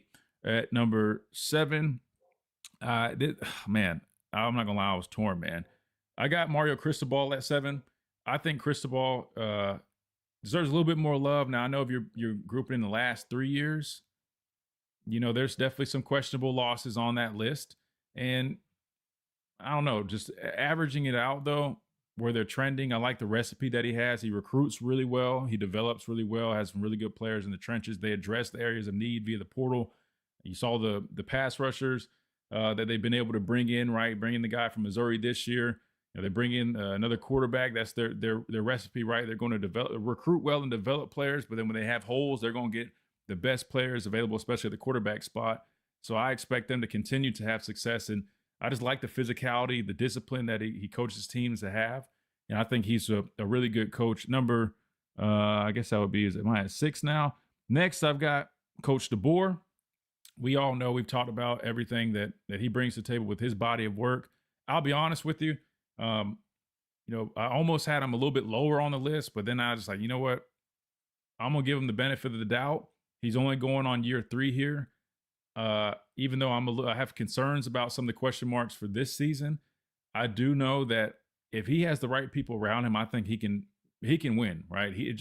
For him, I think his recipe is he has to have, and this is pretty much for everybody, but especially somebody like him. He's not the most assertive coach, and he likes to delegate the responsibilities to his guys. Even more important that you have the right pieces around you. But weighing everything that he's done, I have him. I guess that would be at what, 6? I'm forgetting numbers. I don't have it numbered. I just wrote it out. But I thought that was fair. Now, if I moved him back some, I wouldn't be mad at that. I think people should understand that. And I think he has room to go up too, if he can help figure some things out. And really, most importantly, minimize some of the performances that we've seen in terms of like the Florida State, the Indiana type games. If those are even just competitive games, I feel a lot better about where I have them, if not maybe trying to move them up some. But the problem is that just like all these other people see, those games specifically, they keep me from putting him higher than a little bit higher on these lists. If anything, I almost feel like I put him up maybe a spot or two too high. But again, I got to ride my dog KD, man. I'm gonna have confidence in him. Next up, I want to say, what do we have? I'm all over the place on where I'm at. I think I had Dan Lanning next. No, excuse me. I had Marcus Freeman at 5. I'll just skip ahead. Not skip ahead, but I'll just get it out the way. I had Marcus Freeman. No. Yeah, Marcus Freeman at 5, Dan Lanning at 4. And then this is where it kind of got a little bit shuffled here. Believe it or not, I put Kirby Smart at 3 for my list. And I should have just put this on a graphic so you can see this, but bear with me, man. I didn't have a whole bunch of time. I went with Kirby Smart at 3. And the reason I went with Kirby is we're talking about the last 3 years. If we're talking about last 5 years, I definitely bump him up a spot or two.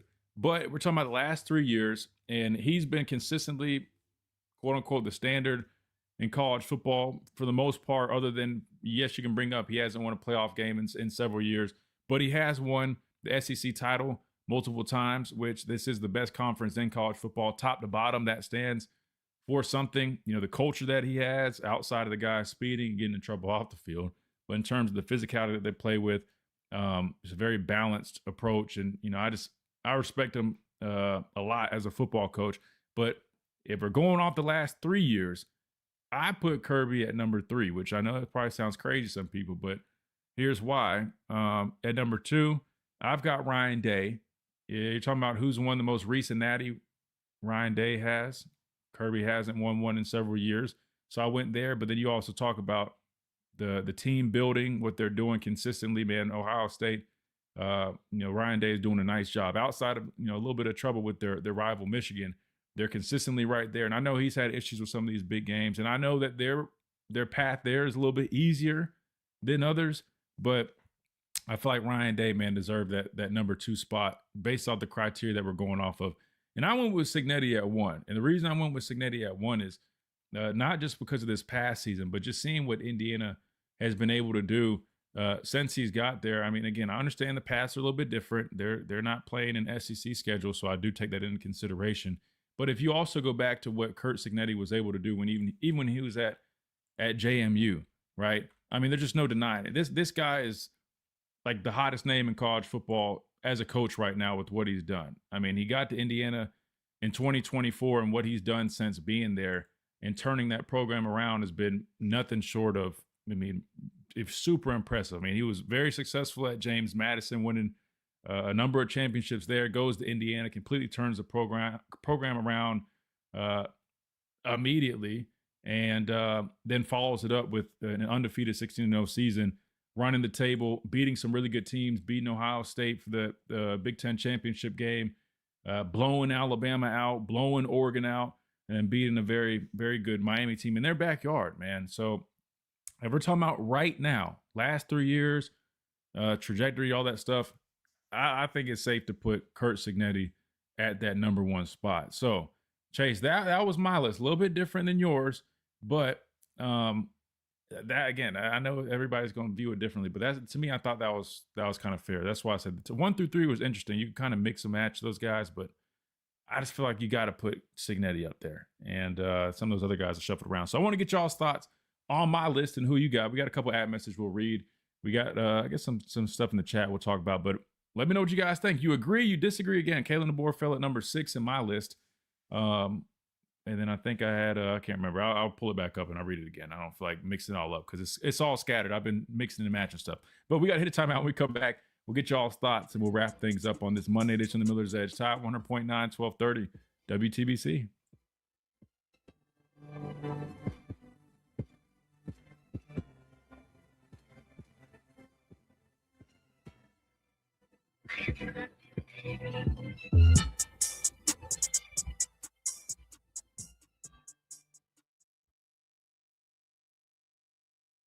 Do you have cracks or potholes that are dragging down your property's appeal? Hey, I'm Christian Miller, and at Asphalt Restoration, we transform driveways and parking lots with expert repairs, new paving, or resurfacing. Fast, durable, and family-owned quality that you can trust. Don't let small issues turn into big expenses. Call 205-393-9149 for your free estimate today. That's 205-393-9149. Asphalt Restoration, where smooth roads start. Roll Tide.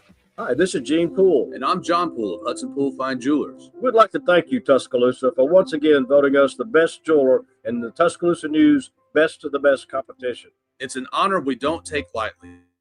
All right, what'd you guys think about that list, man? All right, I got it nice and organized now, so it's better. I had Elko, Sarkeesian, Lane, Cristobal, Kalen DeBoer, Marcus Freeman, Dan Lanning, Kirby Smart, Ryan Day, and Signetti. That was my top 10. Yeah, sorry, it was kind of jumbled because when I was writing it this morning, I literally like moved some people around and it was out of order, not numbered, and yeah, I should have made a graphic. Sorry. Dwight says, hey, we can't say we're the best conference when we blow these bowl games. Remember, 4-10 this year. I'm saying top to bottom, man. I'm saying top to bottom. Listen, I'm not a Big Ten hater. I'll be the first one to tell you. I mean, Big Ten, SEC, I mean, it's not even close. And really, I wouldn't be mad if someone said they're right there neck and neck. I'm just saying, when you talk about top to bottom with all these teams, there's no denying that, you know, the SEC, I mean, look at the top 25, the AP top 25 from this past year. I mean, we pulled it up the other day. I'll pull it up real quick.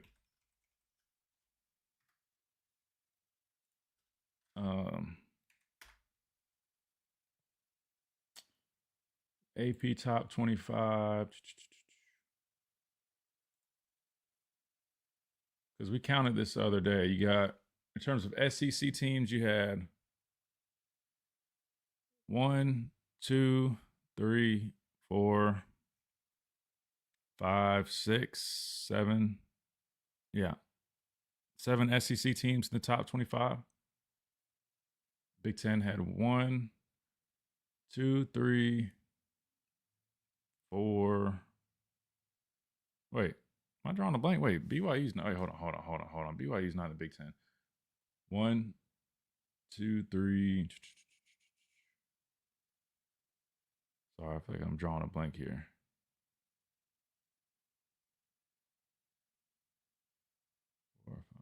All right, you get my point. I'm not even going to try to mess up this whole count, but listen, I just think top to bottom, SEC's got the edge on the Big Ten. I'm not a Big Ten hater, though. I think the Big Ten is, I mean, damn near right there with the SEC. And I was the one saying the other day, remember, I said to me, listen, you got to respect the Big Ten. The Big Ten's got last 3 national championship winners. Did y'all want Kiffin if they fire Kalen? I wouldn't be mad with Kiffin. I mean, you just got to know what comes with it. I think Kiffin would do really good at Alabama, like without a doubt. I think Kiffin would do great. I still think Kalen DeBoer is going to do well here. Just like I said, with Coach DeBoer, man, I just think there's so many. You just have to have a lot of the stuff lined up the right way, which makes sense. Just like, you know, he has to have the right people around him for recruiting to help that out, which everybody does. I want to be clear, but it's even more important when, like, I wish I could explain this where it just, I know it sounds, if you're like around these guys, like I've been around them, you know what I mean? Like there's some guys that, I don't know how to put it. I'm not even going to try to explain it. Just, yeah. I think if he can get the right people around him, man, Kalen DeBoer can definitely have success here. Put Kirby at number 3 too. Yeah, and again, I'm going off like right now. Don't get me wrong. I mean, I respect the back-to-back championships. That all matters. But if we're just talking about last 3 years, I think Kirby at 3 is pretty fair. Matt Campbell and Clark Lee may need to. Yeah, honorable. Yeah, those definitely deserve an honorable mention for sure. Does the criteria include national championships? And that's the thing. It doesn't necessarily, but I think that's something to consider for sure. Playoff appearances. If you're talking about just like coaching ability, yeah, no. This ain't just, no, I get what you're saying, Coach Al. Yeah. Coaching ability. Nah, that list will look even different because you're right. Some of the guys you're talking about, like Clark Lee, man, he without a doubt needs to be on a list if you're only strictly going off of that.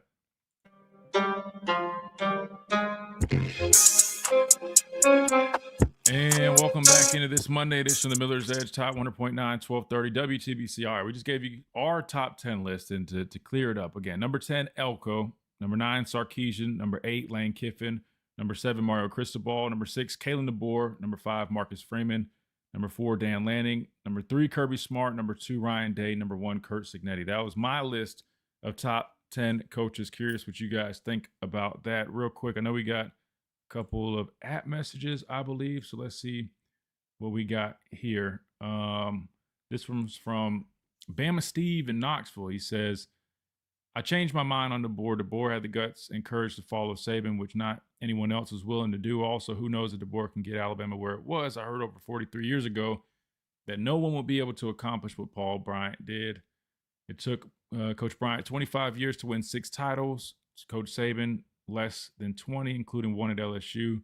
All the derogatory remarks made at Alabama are hate, wanting Alabama to fail. I also was in the end zone in Neyland Stadium when you recovered that fumble, and I was hoping you were going to score. How sweet that was. Sankey will always be our enemy, just like Slive and Kramer were. Yeah, listen, I wanted to scoop and score that, but we got a rule, and thank you for that message, by the way, Steve. We got a rule, man. It's called country versus city, right? City means if there's a lot of traffic around the football, a lot of players around it, don't risk it.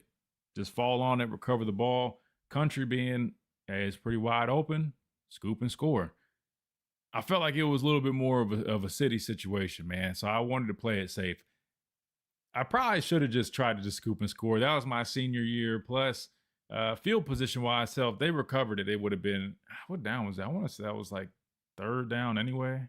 Can't remember. It was 2nd or 3rd down. Anyway, they would have been back way the hell up. Probably would have ended up punting. But, hey, man, I was a selfless player, right? I could have been selfish and tried to scoop and score that to score a touchdown in college. That would have been great. But, you know what?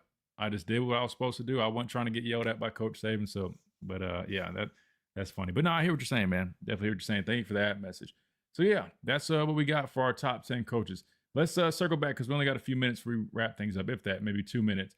I want to hit on this real quick from Adam, our official representation from Lamparello Law, regarding the Bediako situation. Just a quick little update. Remember, Bediako has officially filed an appeal. And so this is what Adam had to say about that. Mr. Lamparello says, here's why Bediako will lose. You cannot voluntarily leave collegiate athletics and then claim that you were irreparably harmed by the very thing you chose to leave, which definitely that would make sense. And I think that was the whole basis for the NCAA in the court case. I know people were comparing it to the players overseas, but that is the biggest difference between Bediako and those players. We can all agree if the overseas players are good to play, he should be able to play because the G League is very comparable. But those folks overseas did not come to college first and then declare. That's the biggest difference. To my knowledge, unless I'm wrong, I think he's the only player that came to school early, then declared, and then came back. I know there's somebody trying to do that now, but he's the only one that actually did it. Adam also says, if Bediako was facing such irreparable harm, why did he voluntarily leave for the NBA? He wants to come back to improve his draft spot. That's not irreparable harm, which is another very fair point. So, according to Adam of Lamparello Law, it doesn't sound like he believes that Bediako will have much luck in terms of winning the appeal. Not saying that he's not going to, but that's just why Adam believes he would lose. Like those would be the reasons for him. Adam's not saying that's going to happen or he hopes that happens, but those would be the reasons that he would not win the situation. So big thanks to Adam for that insight, and we'll have to see what comes from it. But in the meantime, he is seeking that interim injunctive relief that would allow him to be back on the court while they figure out the appeal process. And who knows how long that could take.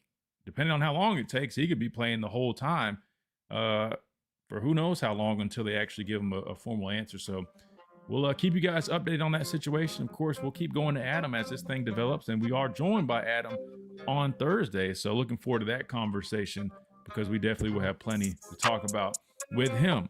That'll do it for us on this Monday edition. Big thanks to everybody that listened, contributed, chased behind the glass, making things work. All our listeners on Tide 100.9, 1230 WTBC, over on our YouTube stream at The Miller's Edge, and on Facebook at Tide 100.9. Been a fun one here on the show. Tomorrow will be a Talking Tuesday. We'll talk with Clint Lamb at the top of the hour. We're going to keep working on getting some more guests throughout the week. We got the Combine to talk about, trying to get some former players to talk about their experience. We'll do all that right here on The Miller's Edge, Tide 100.9, 1230 WTBC. Hope you guys have a great rest of y'all's day, and we'll see you guys tomorrow right here on The Miller's Edge.